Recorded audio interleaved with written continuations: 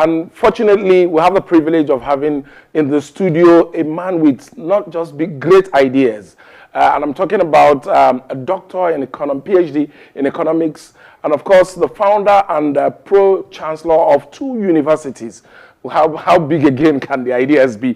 Ladies and gentlemen, Dr.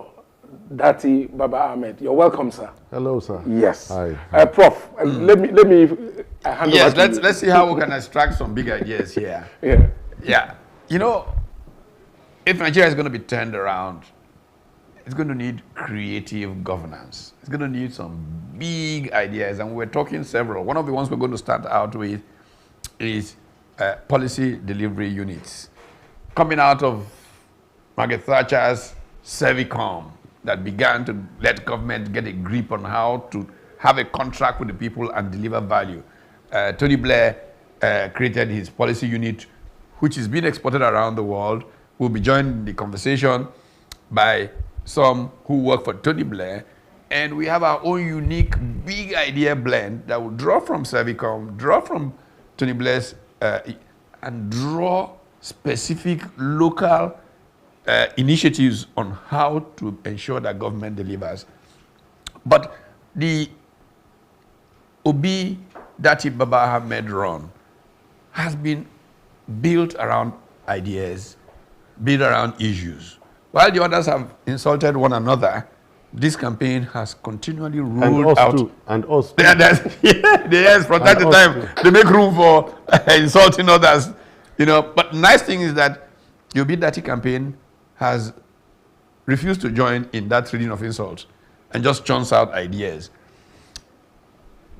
What do you think is going to be the outcome of a focus on issues and big ideas that can transform the country for the Nigerian people, and what your government is preparing to do for Nigeria using creativity in governance? Yeah. Okay. No. That's me. Yeah, that's you. Yeah, Okay. that's you. All right. Thanks. The first fundamental, and which I have argued way back to 2018, is that we have to procure good governance at lower rates. My good friend was talking about big ideas. Maybe the idea sounds big, but it is also simple. In fact, it is the simplest. It is no-brainer. Assume a bundle of goods. A part of that bundle in a basket is security. Let's say 80% is security, 10% is infrastructure, and another 10% is some other government deliverables. But you buy these things very expensive. Why? Because in that basket, in that bundle, you have personal interests of those in power. You have group interest of the political party, of the section of the country, of alliances, fraternity. Those interests make you to procure good governance 10 times more, so you have fewer. Now, what it means, you are procuring 10% of the security, of the infrastructure, of social amenities that you should have. Because you are procuring 10% and not 100%, you are insecure. And everything is breaking down. As you would say, all hell is let loose. The biggest idea now is that to start a new Nigeria, you need to procure this bundle of goods, this bundle of good governance, the right quality, the right quantity at the right price. The only way you can do it is to have leaders who have removed these interests. My lecturer is here, and we're not getting academic, but I want to, because you see, I'm a firm believer in what I've just told you. I'm all about procurement. I believe in it. There's nothing you can do to Nigeria to turn us around except this. And governance about Nigeria has been about juicy contracts.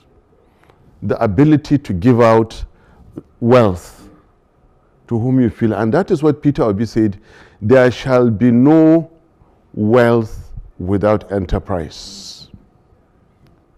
Now, in 1953, there was a book by Ragnar Nurkse, Nurkse, and it is available online right now as I speak.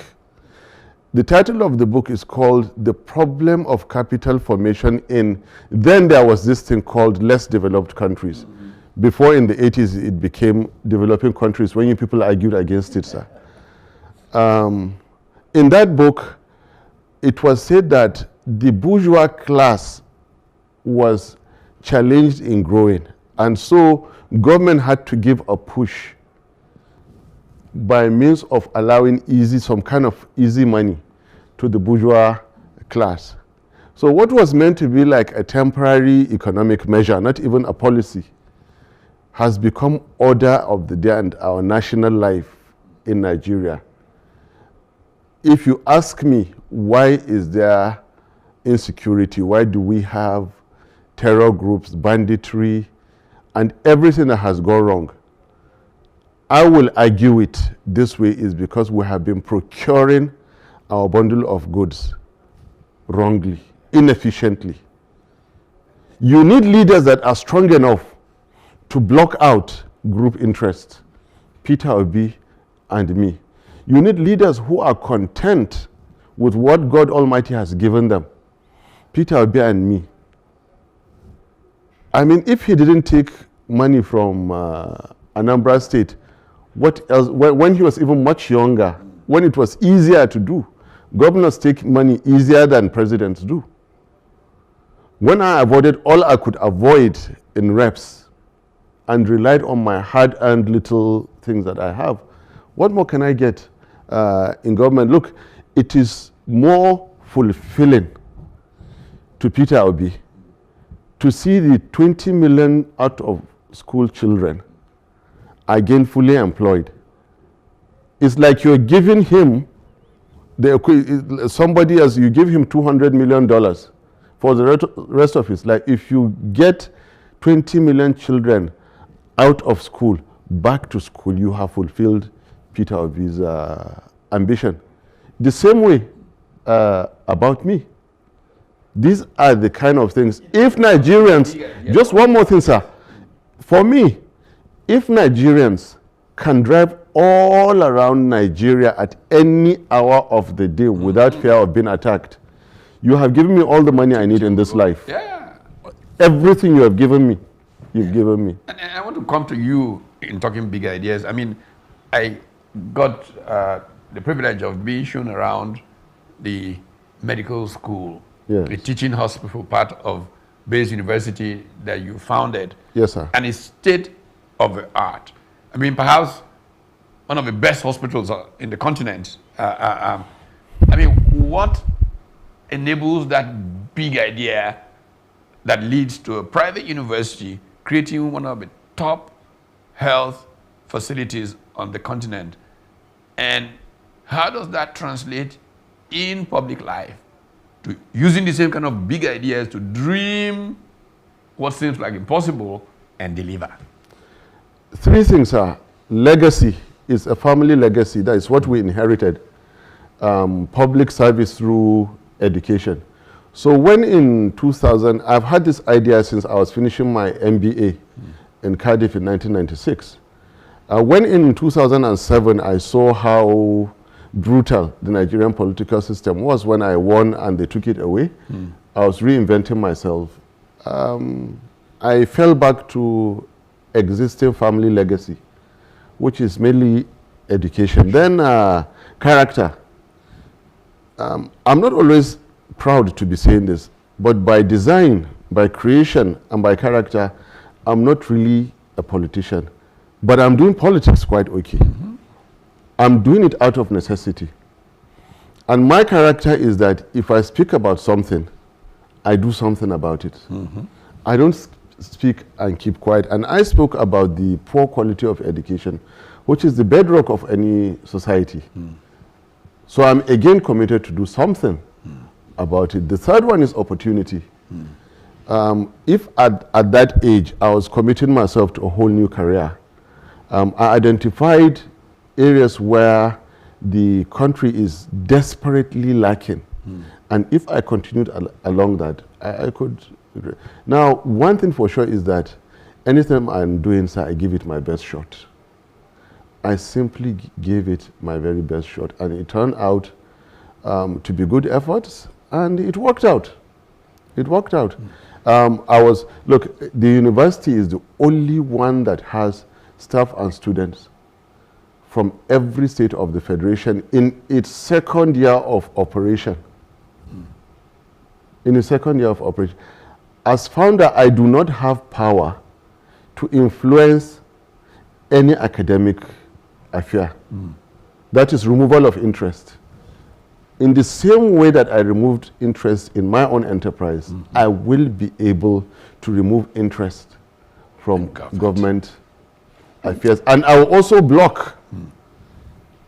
I have never allowed anybody to interfere. At substantial cost to my relationships, we will block anybody from unfairly interrupting in government business. We will not bring relatives to come and live side by side with the president to be treating government files. It will not happen again. Peter Obi is strong enough, he's intelligent enough, he's experienced enough to treat as many files as you can bring. I don't know if he wants to do something, but I will come back on capital before you go. In fact, you just touched at where I was going to. Because in Nigeria, we have not seen a shortage of big ideas. I mean, every government seems to have their own very huge ideas.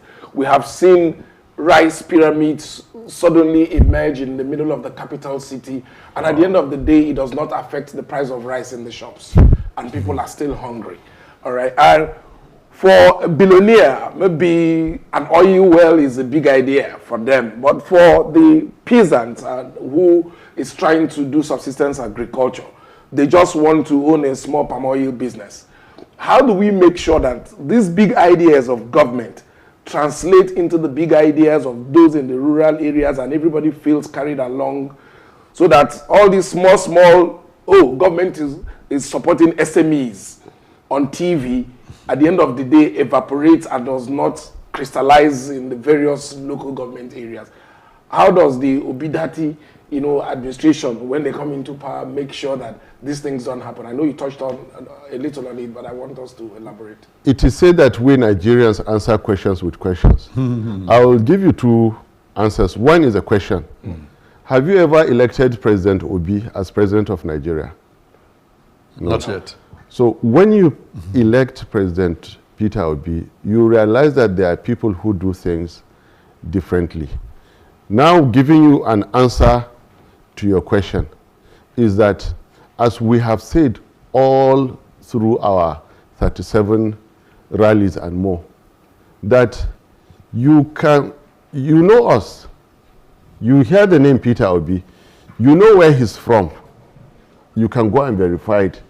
Schools he attended, his age, his businesses, what he did in Anambra State, what he has left in Anambra State, how he lived, what service he gave to Nigeria after being a governor, all there for you to verify. And this is a far cry from your typical Nigerian political leader. That is the answer Nigeria needs now. Okay. That is the answer to you. There are people in Nigeria who are capable. The system has consistently blocked them out. Peter Obi fought for 3 years and was impeached just for him to go and leave 75 billion naira, 2014 value, to his state. That is what he had to go through. For him to refuse to sign, to get governor's take-home package, that's what he had to go through. There are people in Nigeria, we have an idea of some of them, We'll bring them on board and work with them. Not everyone, in fact, the better part of Nigerians are good. Yeah. The system does not allow them to operate. And if, by the grace of God Almighty, when we succeed, we will start yet again building a whole fresh political system under the Labour Party, which will make it more difficult for the bad elements to come into governance and much, much, much easier for the good elements that we know we have. The public system, the banking sector, the organized private sector is freezing away so much good human capital that can lead. We want to release them periodically to come and serve in government and go back to their private lives.